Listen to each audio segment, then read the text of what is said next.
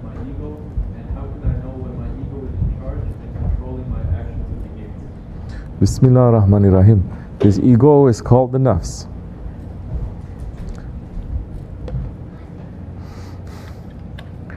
The nafs, the ego, it is a very disobedient creature to Allah.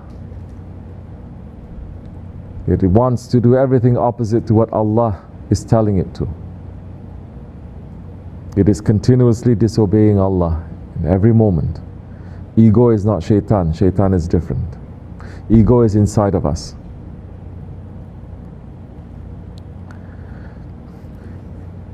Ego is like a virus. People who are not under the training, they think that they're okay. But if you go to a doctor is going to say you have this virus inside of you. These are the things you have to do. If you're sick, the doctor is not going to give you spiritual advice.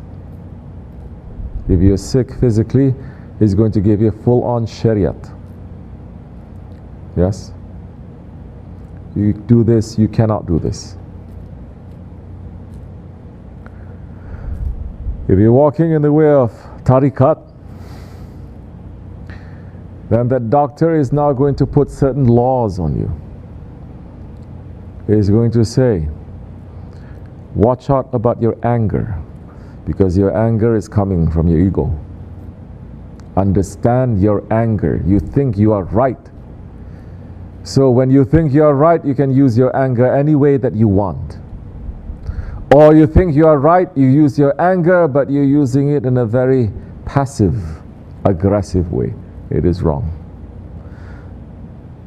When you are stubborn, so many, they become more slick in their stubbornness. You say stubborn? No, I'm not stubborn. But they're very stubborn. You know this, you've seen this, you have experienced it. The arrogance, when a man is thinking always, I'm right and this one is wrong, looking down on others. This is another characteristic of the ego. And your envy, looking at others who have something better than you, you have a very bad heart, a bad smell comes over you spiritually. So these are the characteristics of the ego. And when you are holding on to a master who is teaching you this, our Shaykh that is teaching you this, you understand how it takes 1,001 tricks and traps. It takes so many different shapes. It takes so many different colors. It hides. It mutates. It pretends to be your friend, but it is not. And the Shaykh is going to treat you to say, for this sickness, this is what you have to do. This is what you have to do. This is beyond just pulling your tasbih and making zikr. It's beyond that. For some, because they are so selfish or holding on to their material so much, the Shaykh may say, take this and give it to someone else. It's easy for them maybe, but the Shaykh is going to say, take this and give this to someone that you don't like. This is what Hazrat Isa alayhi salam, one man following him, seeing him and say, I want to be a follower. His intention is different. He's seeing so many miracles, so many strange things happening, and he wants that. And Isa alayhi salam looking at him and saying, for you to follow me, you have to take all your wealth, sell it and give it to this one, the one that I don't like, he doesn't like. And the man says, this is what I have to do? He says, yes, I'm not following you. He fails. So whatever that you attach to, you must know. Because one day is going to defeat you. It's going to fail you. And the Shaykh is going to teach you all these different characteristics of your ego. And He's going to give you the tools through the sohbat, how to understand this and what you have to do. This is not the tariqat that we're going to force you to do it.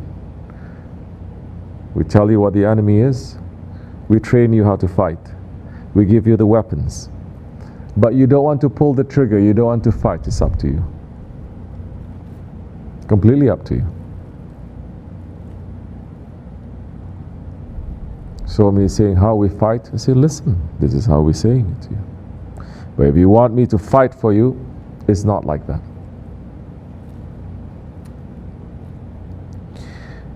And step by step, we must do things according to the sunnah. Everything that we're doing against the ego or for the sake of Allah, it has to be according to the traditions of the Prophet ﷺ. You're doing all of this, or someone is teaching you all of this without sunnah, without the traditions of the Prophet, without the traditions of the Sahabi-Kiram, without the traditions of the Tabi'in, without the traditions of the alims and the ulamas, put a big X to that. Even if they are going to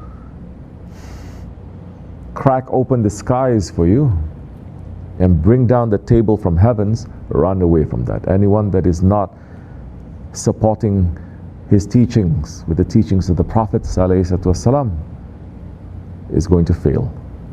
It is coming from shaitan. Be careful. May Allah make us to hold on tightly, to make us to understand more, to give us the strength to be able to fight. We have to fight against our ego, against the shaitan, fight against this dunya and our desires, to fight. May Allah give us more power to be able to do that and not to give up. May Allah make us to hold on tightly to our Shaykh. May his feet always be on our necks, inshallah. May Allah forgive me and bless you. Al-Fatiha. Amen. Assalamu alaikum.